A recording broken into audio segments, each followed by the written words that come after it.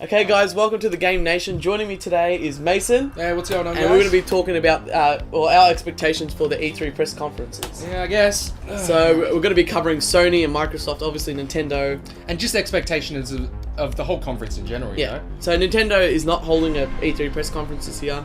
They're holding their own Nintendo Directs, which they've been releasing when they see fit. So we'll be covering Sony and Microsoft. Still, it would be nice if they were doing it there. Oh, well. They always have some pretty good reveals, you know? Well, that's another conversation for another day. Yeah. We'll start off with Microsoft. So, first of all, we'll just get straight into what did you think of the name Xbox One? Absolute rubbish. Rubbish? It's going to cause a lot of confusion with that. Xbox One. Xbox. That's what I called the original Xbox already, you know? Yeah. The Xbox One. But... Well, there's a couple of theories behind it. It's, one, for example, is you got the Xbox 360, and then what happens when you do a circle? You get back to Xbox One. Which is weird, because you got to think of it as a retail standpoint. Like, if a parent is coming to, JB Hi-Fi, EB Games, and they want to buy their son or daughter the next PlayStation 4 Xbox, what would you choose? Like, as, say, you weren't a gamer, you're thinking you see Xbox One and PlayStation 4. Well, if I wasn't a gamer, the only thing I'd probably know is, like, Nintendo and the PlayStation. Yeah, Like, the PlayStation. Exactly. So, that's one theory. The other theory was basically it's the one device, so the one thing you need in your living room. You need a TV. Yeah, exactly. So that's, there was this thing on Facebook that made me laugh. PlayStation, there was, we use your TV too. And then it was like, ... but for gaming. I thought that was pretty cool.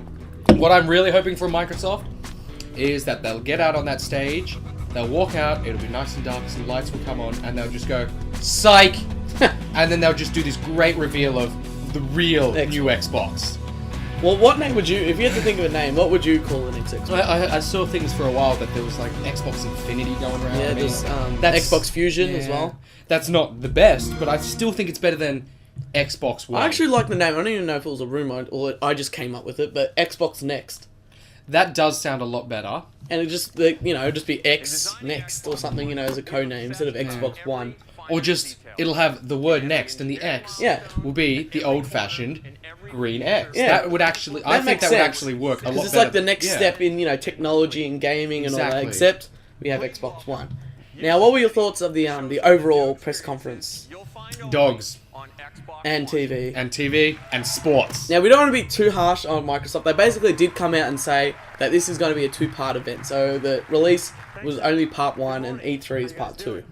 But, still. Yeah, I still think they're trying to also broaden their horizons with this. I mean, sad to say, but console gaming, it's dying.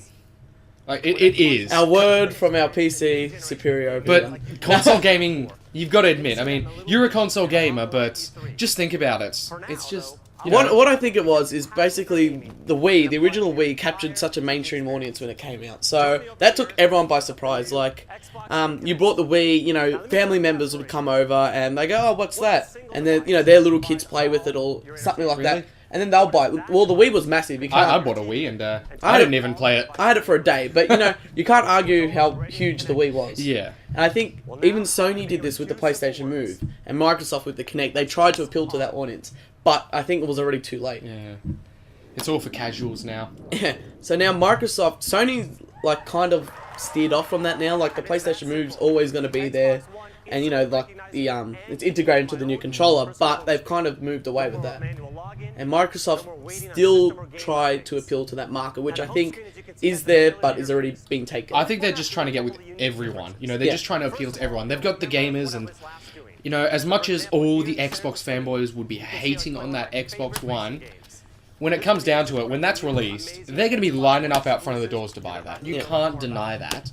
So, they just know that... Microsoft know they've got these guys by the palm of their hand. Yeah. But they've got another hand open with no food in it. What are they going to do? They're just going to get, people who don't game. Yeah. People who want a device to make everything simpler. Well, do you honestly think you would use the voice commands for your TV? No. See, I wouldn't either. I know there's people out there like, oh, cool, I'm talking to my Xbox, but for me, that's not what I want. I wanted games out of that conference, and what they needed to understand is, like when I watched it personally, because we're in Australia, obviously, it was 3 a.m. So the people that were streaming it in Australia, I think it was 10 p.m. in America. No, I think it was 10 a.m. actually. 10 a.m. Sorry, 10 a.m. Some- yeah, yeah, 10 it's early a.m. morning. So the people that are watching it are people who skip work, who are streaming it at uni, who miss school, who are hardcore Xbox fans. So why not show games to an audience Exactly. who is hardcore gamers? I don't think, a casual, we have the console but we don't play it family would get up in other parts of the world And at that stream a time conference. to watch that. Exactly. And what do they show? They always seem... We all know that I don't want to sound too fanboyistic, because even that's a word, which I'm trying... Obviously, I am a PlayStation gamer. I play PlayStation, I have an Xbox, but I don't know, the PlayStation just resonates with me. But Microsoft do rely on their three pillars being, Fable, Forza, and Gears of War. And they seem to be relying... Halo. Oh, and Halo, the 4 pillars. And they seem to rely a lot on EA and Activision at their press conferences. Like, EA came out and showed the new engine, the Ignite, I think it's called. Yeah, the Ignite engine. So they showed, like a little montage of FIFA and, UFC or whatever it's called. And then Activision came out and they showed dogs. Yay, dogs. Call of Duty dogs. Yeah. Now, Call of Duty is a huge franchise, and it is a smart marketing move for Microsoft. To the average gamer, that is a smart move to have Call of Duty. So like 3/4 of gamers out there, they will sit down and they'll play Call of Duty. That's what I think the problem is. Sony cares about money, but they seem to be more like, we're going to appeal to the hardcore gamer. Yeah. While Microsoft, they want to hit that mainstream audience. So it's interesting, what they'll do next. So we got the Twitter feed open here from the Microsoft. Do you just want press conference? Do you just want to read out a couple of what people's thoughts and opinions were? This is really, I'm not seeing much. It's really just the Xbox stand against their. Okay.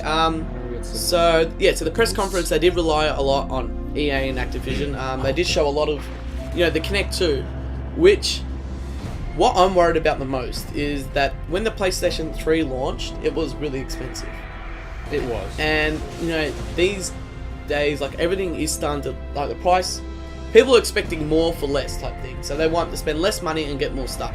So what I'm worried about is that the Xbox One is going to be the Kinect 2 is coming in box, so that's obviously going to bump up the price.